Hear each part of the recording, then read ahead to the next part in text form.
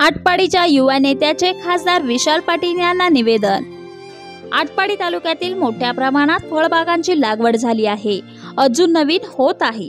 भविष्यामध्ये या शेतमालाच्या बाजारपेठेची विक्रीची समस्या निर्माण होत आहे। यावर उपाययोजना म्हणून शेतीमाल प्रक्रिया उद्योग निर्माण होण्याची अतिशय गरज आहे। यामुळे शेतीमालाला योग्य दर मिळेल, तरुण बेरोजगारांना रोजगार मिळेल, बेकारी कमी होईल। याशिवाय आटपाडी तालुक्यात छोटे मोठे उद्योग व्यवसाय वाढीस लागण्यासाठी व रोजगार निर्मितीसाठी MIDCची होण्याची आवश्यकता आहे।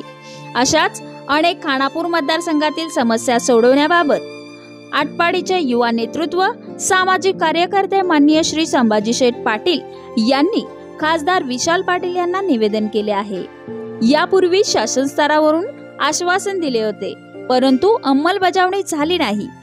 तरी सदर MIDC आपण स्वतः प्रयत्न करून न्याय मिळवून द्यावा, ही विनंती संभाजी शेठ पाटील यांनी केली आहे। शिवाजी विद्यापीठ कोल्हापूरचे उपकेंद्र होण्यासाठी शिक्षणाचे विकेंद्रीकरण करण्याच्या दृष्टीने प्रत्येक जिल्ह्यामध्ये विद्यापीठ उपकेंद्र असावे असा धोरणात्मक निर्णय महाराष्ट्र शासनाने घेतला होता।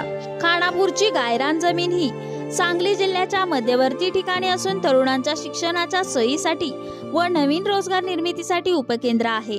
सदर प्रस्तावित जागा लवकरात लवकर विद्यापीठ उपकेंद्रासाठी आरक्षित करण्यात यावी, यासाठी समाजसेवक श्री संभाजी शेठ पाटील यांनी दिनांक 26/12/2023 पासून लाक्षणिक उपोषण तहसील कार्यालय विटा येथे केले होते। अशा प्रकारे खानापूर मतदारसंघातील समस्या सोडवण्याबाबत आटपाडीचे युवा कार्यकर्ते श्री संभाजी शेठ पाटील यांनी माननीय खासदार विशाल पाटील यांना निवेदन केले आहे।